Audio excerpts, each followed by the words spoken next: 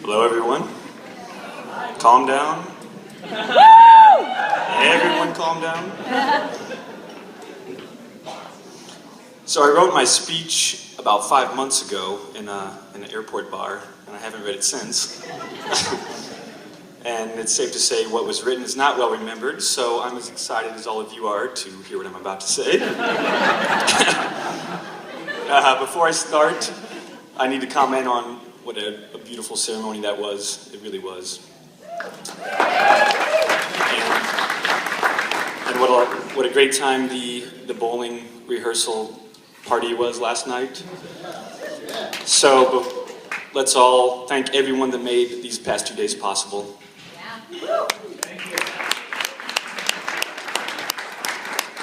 A big thanks to the Lapardis family, who I look forward to getting to know better. And a big thanks to Brian's parents, who I know pretty well.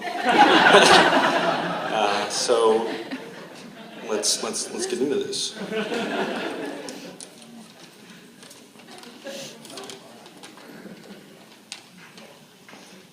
It goes without saying, I'm very honored to be Brian's best man and to be standing beside him today at the church and speaking now. It means a lot to me. Brian and I go way back. Since he was 0. I actually wrote that, it's written here. I must have been in the zone that night.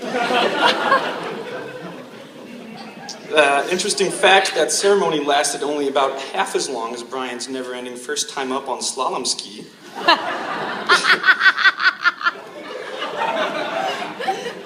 That's going to be a long speech if it enters off to that kind of a start. The weirdo just stood back there behind the boat, hanging on, staring back at us until the Sea Ray ran out of gas. But I digress. Over the years, I've gotten to know many different versions of Brian, or as some of you may know him, Giannis. There was Lip Ring Brian, Brian the BMX biker, and Frosted Tips highlighted hair Brian. I believe my sister's friends referred to this particular Brian as, quote, Baby Hottie. Baby Hottie quickly transformed into Brian the rock star. This is coincidentally about the time Hannah eyelashed her way into the mix.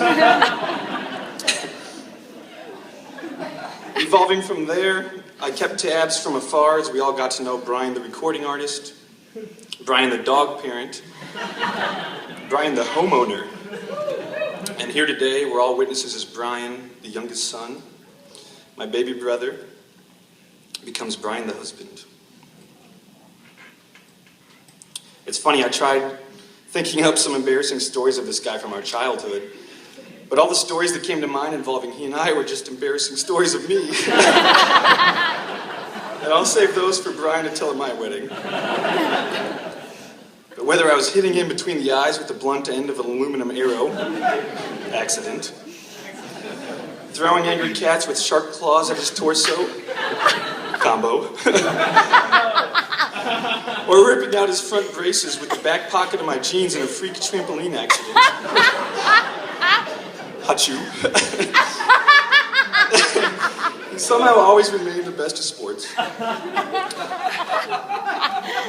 In many ways, I'd like to think I was a sort of training wife for Brian growing up.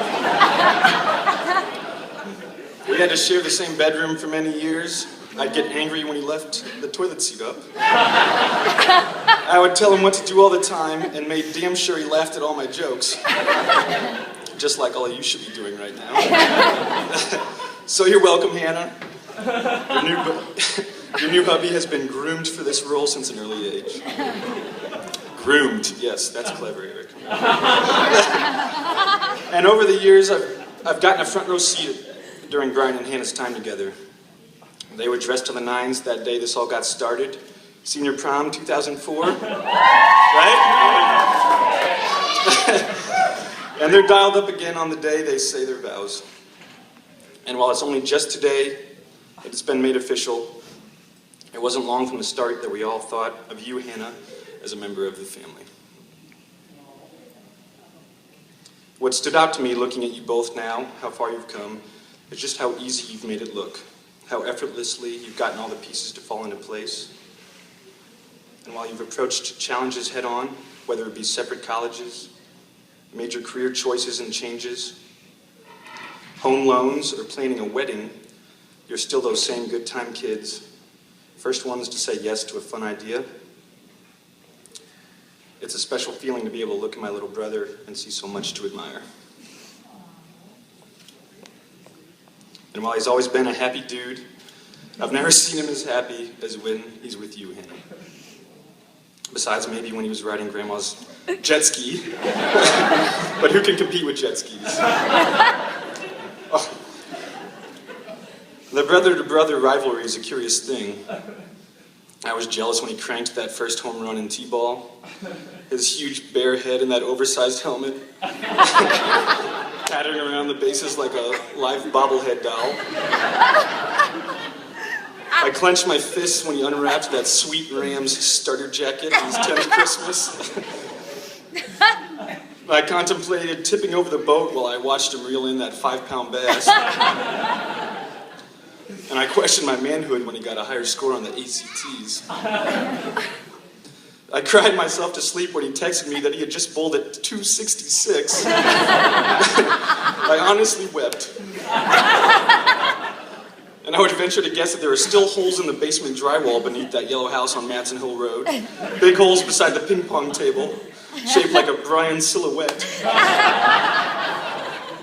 That was right next to the deep freezer where Andrew and I took the pointy end of a dart and carved into the top of the freezer, quote, Giannis cheeses in his pants. Sibling insults don't get any cleverer than that, folks. But somewhere along the way, that turning point, unnoticed, that competitive rivalry shifts. On Brian's end, I'm not sure it was ever even there. My jealousy and competition transformed into admiration and camaraderie, except when bowling. And just like that, I find myself standing in front of a large group of people, talking on behalf of a man who I couldn't be more proud of. And the only competition I'm hoping to win tonight is I better not cry more than the maid of honor while giving my speech.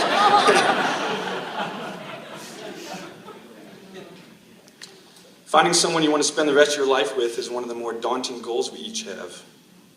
Locking down such an amazing catch as Hannah must be a big relief, Brian. A real monkey off your back.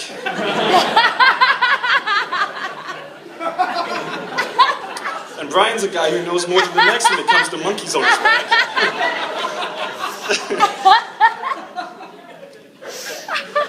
We were having ourselves a nice jump on the neighbor's trampoline that fateful afternoon. Yes, another trampoline story. Until that spider monkey jumped down off the garage roof and landed squarely on Brian's shoulders, when he proceeded to ferociously chew into Brian's back. Brian running around, flailing his arms in wide panic. A strange turn of events. But I digress. I assure you I'm not offering up that story as a metaphor to married life. Okay, I've gone long enough.